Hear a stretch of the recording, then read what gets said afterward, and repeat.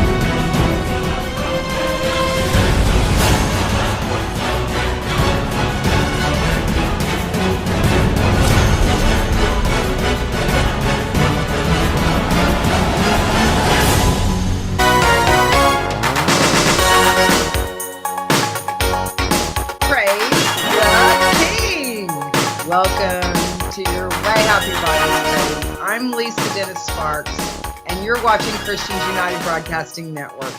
CUBN, where we want to see you be encouraged in Jesus' name. Welcome back to your Way Happy Bible Study on CUBN. Okay, let's get back into it. Oh, you hear my grandson in there screaming. All right. Let's get back in here. We're in Joel chapter 2. We're going into verse 7. Now, verse 6 shows us that when they come, the face of the people shall be much pained. All faces shall gather blackness, because, yes, our hope is in God, but if you see them coming your way, you're going to die. Okay? And I'll tell you something right here. I'm old. My body is racked with pain. I prefer to die and be regenerated and get my new, young, healthy, strong body. If you die, it's a promotion for a believer. I hope personally that I die and I'm regenerated rather than being taken alive and been brought back alive so I can live for 900 years being old and my body racked with pain. I can't handle that. Okay? I can't handle that. So I hope that I die and I'm regenerated, because that's a promotion. Remember, this is a harvest, guys. The wheat are brought into his barn. The tares are gathered together in bundles. They're marked. But we, the believers, die when these things show up. Now, it's possible that Jesus could show up and take us out before they get organized and start destroying everything in sight. It's possible. There's no reason why Jesus would delay his return after Satan is cast down, because the war is over, the job is done, and Jesus could show up, the same day after Satan's cast down. But we don't know. We don't know the day or the hour to expect him.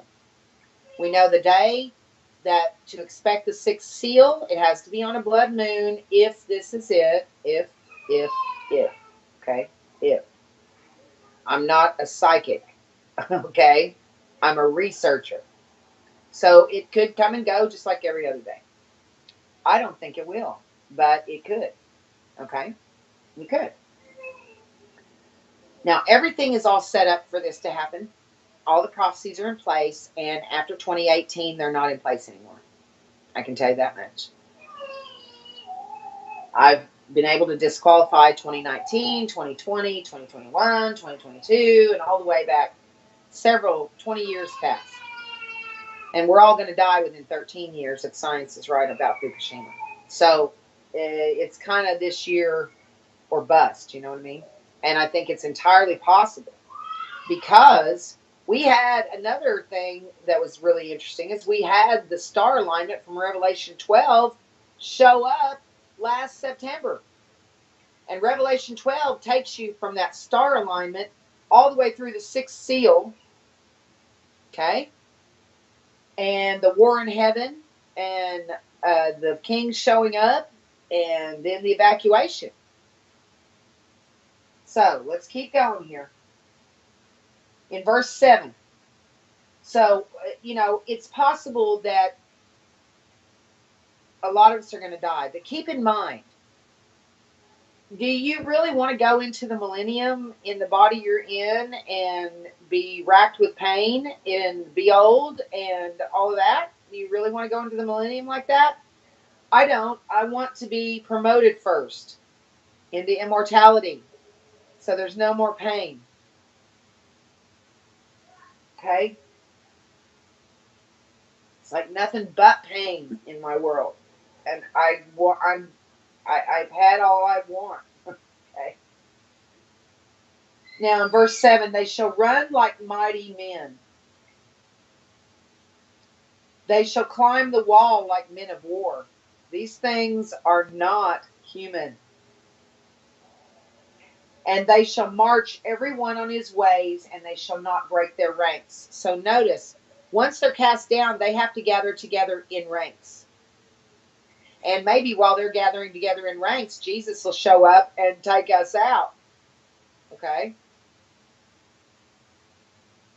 But this does come prior to our evacuation. That we're talking about that they are cast down prior to the evacuation. Now, whether they get us or not depends on where they land. But it says nothing shall escape them. They are reapers. It says that a fire devoureth before them, and behind them a flame burneth. So they're walking through fire. They're immortals. The land is as the Garden of Eden before them, and behind them a desolate wilderness. They are the reapers, destroying everything. And nothing, excuse me, please don't let me get the hiccups, Lord. Dang it. Really? Okay, I'll try not to whine. Nothing shall escape them. So it says the appearance of them is as the appearance of horses. And as horsemen, so shall they run. So they run as fast as a horse can. They make a big noise. Now, in verse 7, they shall run like mighty men. They can run as fast as a horse. They shall climb the wall like men of war. And they shall march every one on his ways, and they shall not break their ranks. They're programmed. Okay? They're just programming. They're not angry. They're just doing what God has told them to do. And this is his harvest. In verse 8, neither shall one thrust another. They shall walk every one in his path, like a long line of them, like an army. And when they fall upon the sword, they shall not be wounded. They're immortals. You can't kill them. And that's part of the despair of it, I think, is we can't kill them. We can't defend our families. We can't stop them. If they land where we are, then we're going to die and get promoted. Okay? Because when Jesus regenerates the saints, we would be regenerated as well. Okay? In verse 9, they shall run to and fro in the city. They're going to just overrun the cities and destroy everything and everyone in their path. Like a bulldozer when they come through. They shall run upon the wall. They shall climb up upon the houses. You think you're going to hide in your house? They're going to climb up on your house. They shall enter in at the windows like a thief. They're going to go in every house and search. They're going to climb up on the houses. They're going to enter into the windows like a thief. You cannot hide from them, and successfully. In verse 10, the earth shall quake before them. That's a lot of them. A lot of them. The heavens shall tremble. The heavens shall tremble. The sun and the moon shall be dark, and the stars shall withdraw their shining. Wreckage. Okay. In verse 11, and the Lord shall utter his voice before his army. This is the Lord's army, these evil angels. They are cast down to perform God's wrath. Now, we are not victims of wrath. We are being harvested.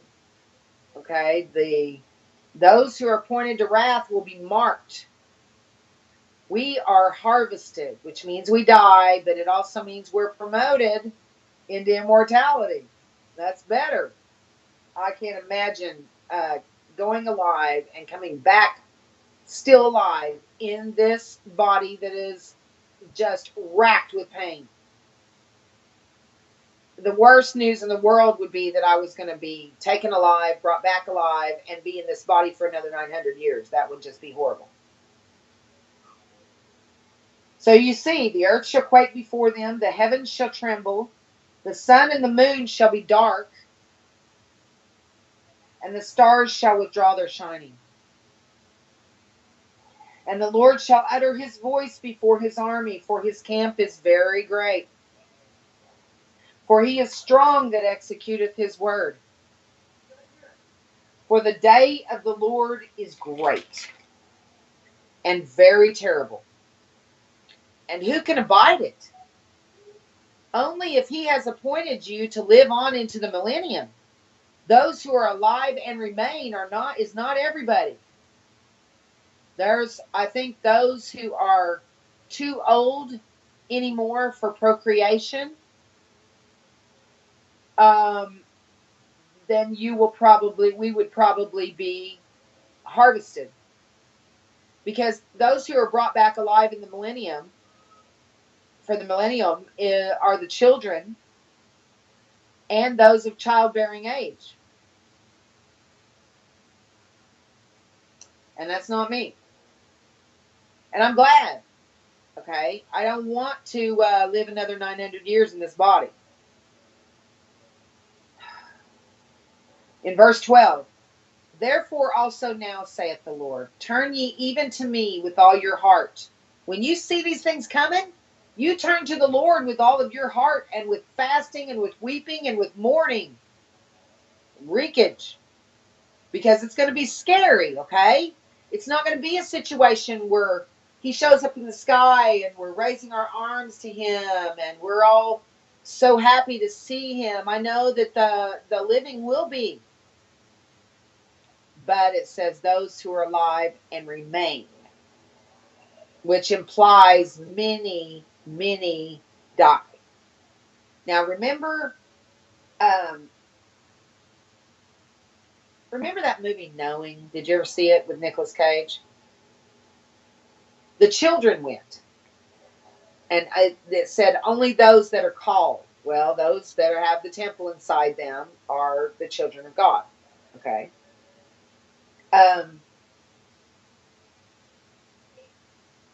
The ones who were taken out were ones who were of childbearing age. Okay? Or younger. Now, those of us who are past our prime, we're not going to be having any more children. What's the point of us going into the millennium? Let's get promoted. Okay? We're going to have to wrap our minds around the fact that we are probably going to die. If this sixth seal opens, we're probably going to die before September and when it's time to go. But in September, we'll be back.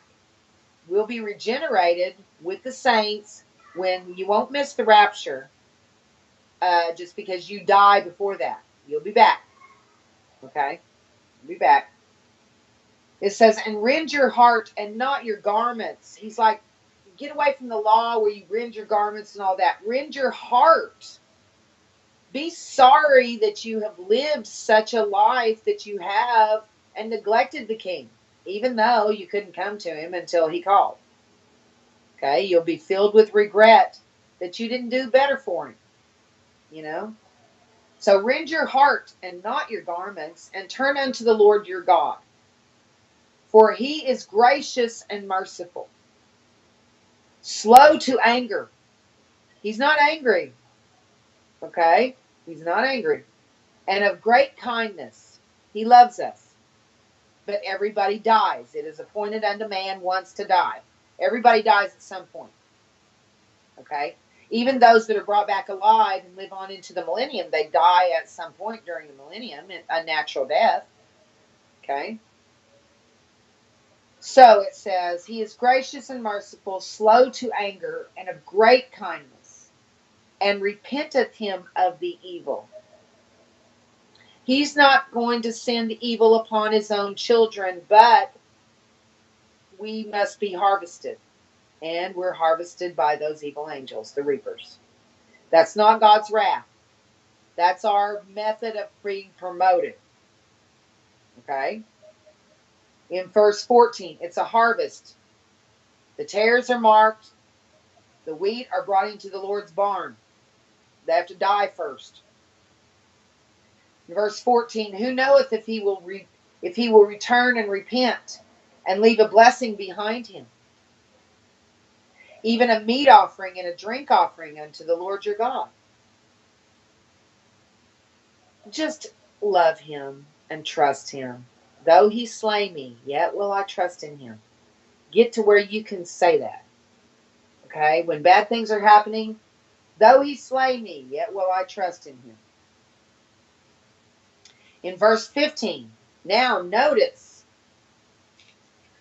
the reapers are here. They are destroying everything in their path. They are marking the tares, and they are slaughtering the wheat. So, and they know which are which. They don't have to ask you. It's not like you are a child of God and you can wimp out and fail. They're not going to ask you anything if you're a child of God. Okay?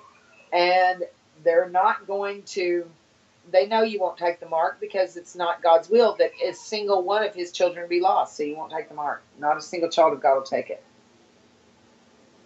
Now, in verse 15, here we have the Feast of Trumpets and our evacuation. All right, this would be the regeneration. If you die when those things are here, you will be regenerated in September.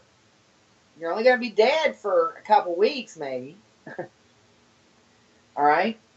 Blow the trumpet in Zion. Sanctify a fast. Call a solemn assembly. Now, this is blow the trumpet in Zion again. Okay. Sanctify a fast. Call a solemn assembly. Now, in verse 16, gather the people. This is where those who are alive and remain are gathered and taken alive to the holy city, where their lives will be sustained until it's time to return them, and then they go on living their lives until they die a natural death. But everybody dies at some point. You can either, if you don't die before you're taken and you go into the millennium alive, you're going to live and you'll die a natural death at some point. So look in 16. This is the evacuation. Gather the people. Sanctify the congregation. Sanctify. Okay? All those who he has justified forever, all those who are sanctified. So he's saying, gather the people. Sanctify the congregation. Assemble the elders. That's the disciples for the New Testament and the heroes of the faith for the Old Testament. They are the 24 elders on the 24 thrones. Gather the children. Now, here's where the children are taken. And those that suck the breast, all the little ones. Let the bridegroom go forth of his chamber. That's where Jesus comes and arrives. And the bride out of her closet. Now, the bride is in a closet. The bride is the New Jerusalem, not us. The New Jerusalem is in hiding right now. We can't see it out there. So the bride comes out of her closet and the New Jerusalem appears in space above us. 1,500 miles wide, long, and tall. That's going to hold a lot of people. Okay, it could actually hold the entire world population. It could. Now it says, "Let the bridegroom go forth of his chamber, and the bride out of her closet." The word says in Galatians that the New Jerusalem is our mother, not the earth. The earth's not your mother. The New Jerusalem is your mother. Let me see if I can find that for you. Oh, man. Lord, help me finish. You and not me.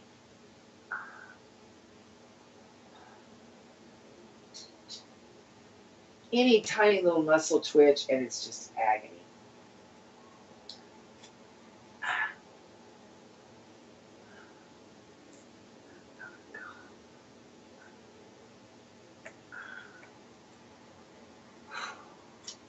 Oh my gosh.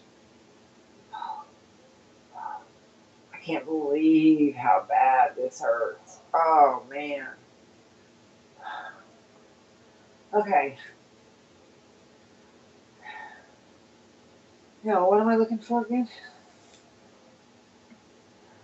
Oh, to show you that the New Jerusalem is our mother. Thank you, my king. We're going to go to, I'm going to look up the word mother in our concordance. I use abibleconcordance.com.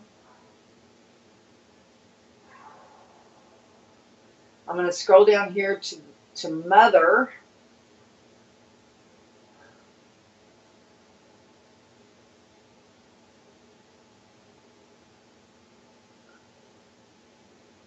Okay. Now I'm going to scroll down and pick Galatians because I know that's where it's at. Okay. Galatians 4:26. But Jerusalem which is above is free, which is the mother of us all. We are the children of God. God is our father. The New Jerusalem is our mother. The New Jerusalem is the bride. You say, well, how can the New Jerusalem be the bride? It says that the bride is arrayed in fine linen, white and clean, and we're the ones that are arrayed in fine linen, right? Well, the city's transparent gold. With us inside a transparent gold city, arrayed in fine linen, all of us by the billions in the New Jerusalem, that means that the bride, the city, is arrayed in fine linen because we are within her. Okay? So it says, Galatians 4:26, but Jerusalem which is above is free, which is the mother of us all. You say, well, how can a city be a bride? Well, if a city can be a mother, a city can be a bride. All right? We are invited to the wedding. It's not our wedding. Now, this is a joining of God in the city which produces us. We are the children of the bride chamber. Okay? Now, so here we have seen the sixth seal open, Satan cast down. These things are scary. They are going to kill everything in their path. But Jesus could show up and take us out prior. But personally, I hope I die first because I don't want to spend 900 years in this body that is just killing me. Okay? Don't want to do that. I really hope I'll be regenerated into immortality in a young, healthy, strong body that can keep up with me rather than go alive and come back alive. Oh, that would be awful for someone like me. Someone of childbearing age, if you're young and you haven't had the chance to fall in love and have children and all that, then you'll be going probably alive into the new millennium. All right? But those of us who are old and we've got nothing to contribute as far as procreation or anything like that, why I can see how most of us would be regenerated. Because God doesn't do you any favors by keeping you alive and you just being old for another 900 years. Okay? That's not good. That's not a happy thing. But if you die, it's a promotion. Remember that we love not our lives unto death. Keep that in mind. Now, you see in verse 16, the bride comes out of her closet. That's the New Jerusalem. It's going to appear in the sky. Okay? You got gather the people, sanctify the congregation, assemble the elders, gather the children, and those that suck the breasts. Let the bridegroom go forth of his chamber and the bride out of her closet. So the New Jerusalem, Jesus shows up. The New Jerusalem is in the sky. In verse 17, let the priests, the ministers of the Lord, weep between the porch and the altar. You're talking about Jews here. They're going to be left behind to endure the Day of Atonement. And let them say, spare thy people, O Lord, and give not thine heritage to reproach, that the heathen should rule over them. That's the Jews. They signed the agreement with hell, you know. That's not just a treaty among nations. That's a treaty with the EU superstate who Satan is running through the Antichrist Pope. Give not thine heritage to reproach, that the heathen should rule over them. Wherefore should they say among the people, where is their God? Israel doesn't know their God anymore. He's going to reintroduce himself to them.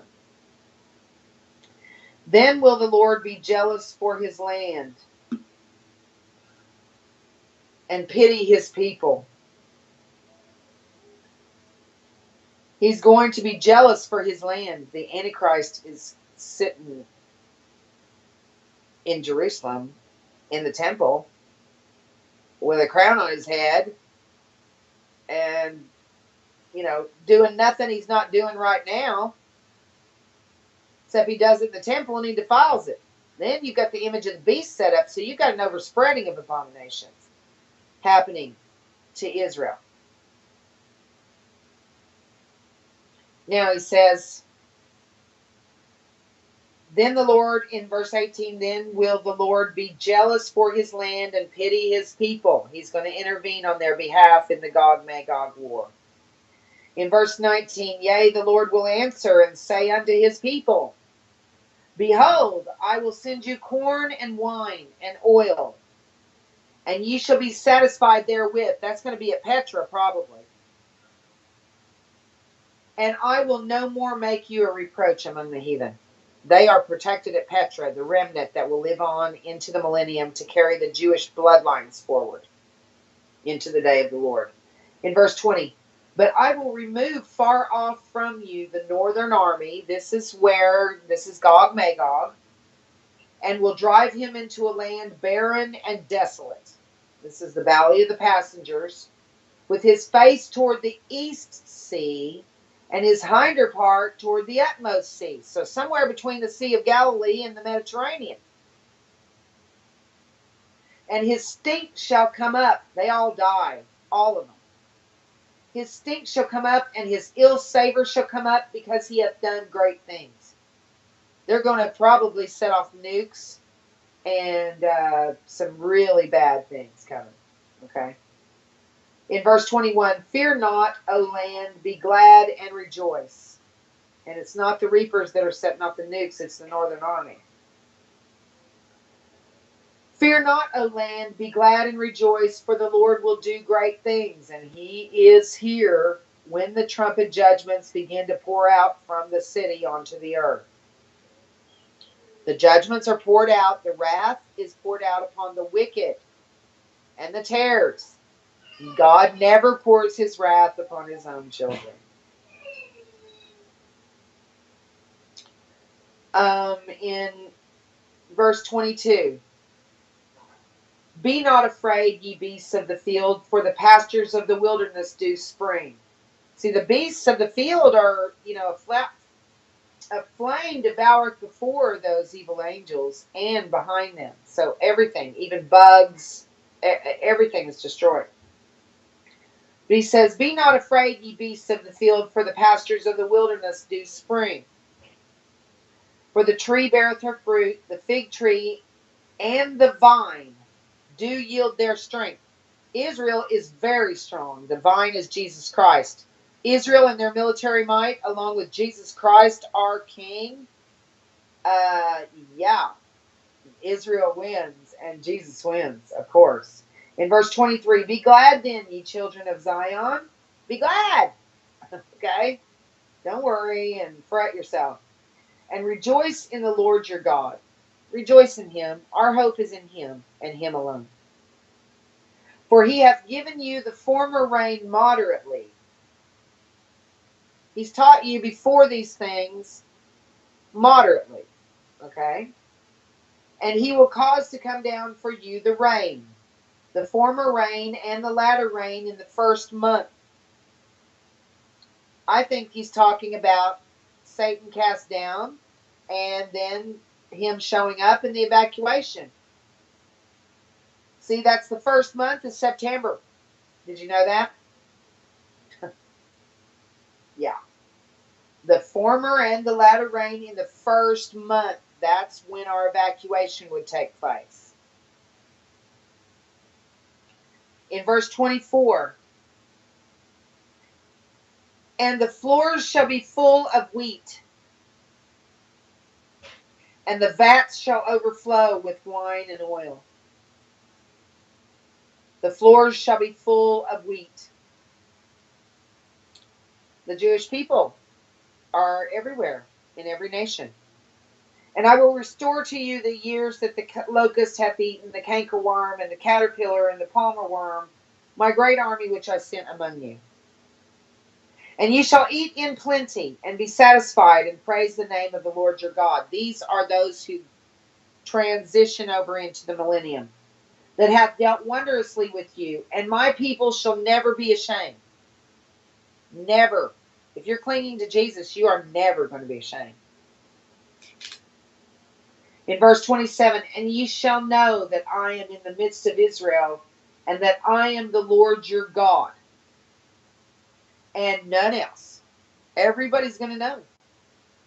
He says, and ye shall know that I am in the midst of Israel. So everybody's going to know that he is fighting for Israel, and that he is the Lord our God, and there's none else.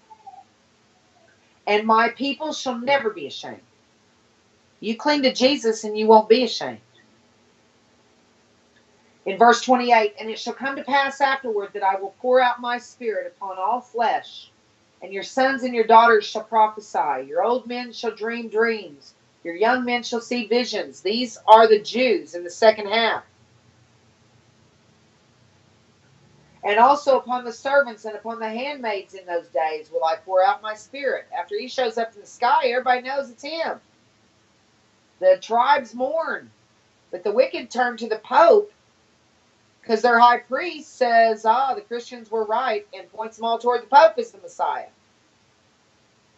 Also upon the servants and upon the handmaids in those days will I pour out my spirit. So everybody, high, low, rich, poor, free, bond. There's only Jews here, though, during the second half. No Gentiles. The Gentiles that are still here are taken. We're going to come back right after this, and we'll finish up this chapter. Don't go away.